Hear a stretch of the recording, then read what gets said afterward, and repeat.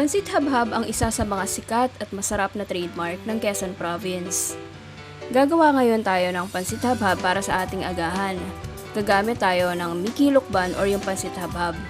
Ito yung malaking difference niya doon sa traditional na pansit canton.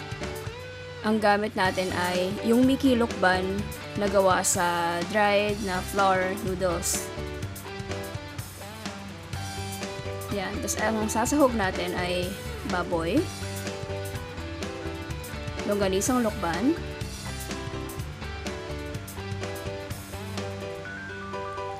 beef cubes na dinurog, isang piraso,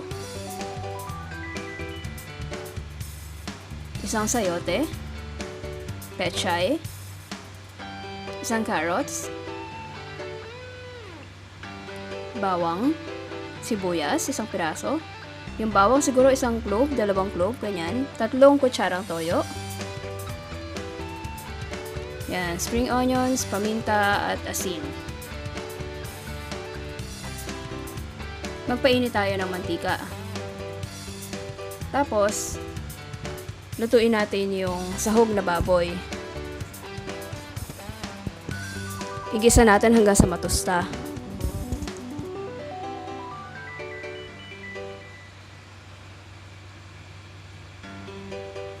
Yan, palabasin lang natin yung mantika, tapos gawin natin konting parang chicharon para mas masarap, mas malasa.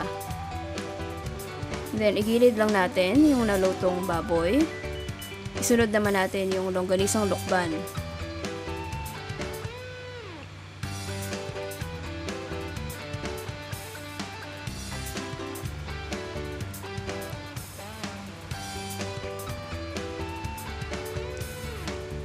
Yung longganisang lukban, ito yung nagbibigay ng parang authentic na Quezon taste dito sa ating pansit habhab. Yung recipe niya nilalagyan din ng hipon, kaya lang wala lang akong stock na hipon, kaya hindi ko siya nalagyan. Pero sobrang sarap pa rin. Ayan, itabi natin yung nagisa na natin na baboy at longganisa. Gisa natin yung bawang.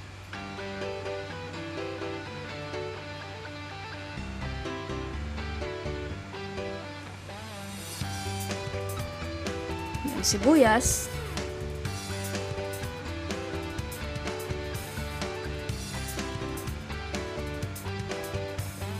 tapos igisa na natin sila na magkakasama.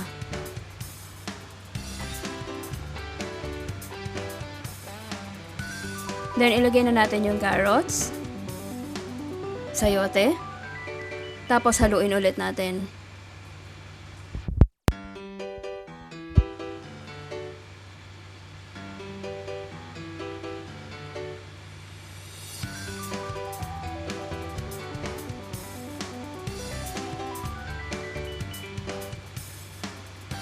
Pag malapit na siyang maluto, pwede na nating ilagay yung 2 tasa ng tubig.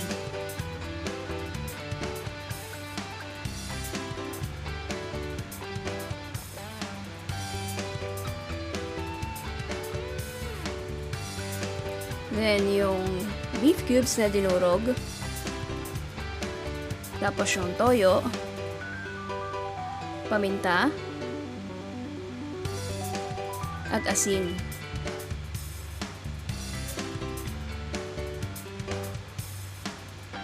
Ayan, haluin lang natin para evenly distributed yung lasa niya.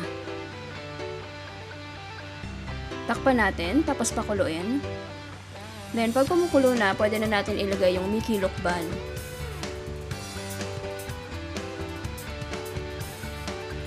Ayan, loosen up lang natin yung mga noodles para siguradong hindi sila dikit-dikit.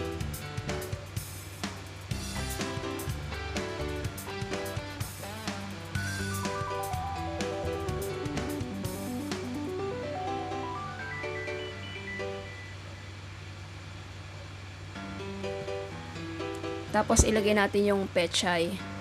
Ito din yung isang nakita kong difference dun sa traditional na pansit canton, no? Sa atin, yung pansit canton usually nilalagay repolyo. Sa kanila, sa Quezon, ang gamit nila pechay o kaya bok choy.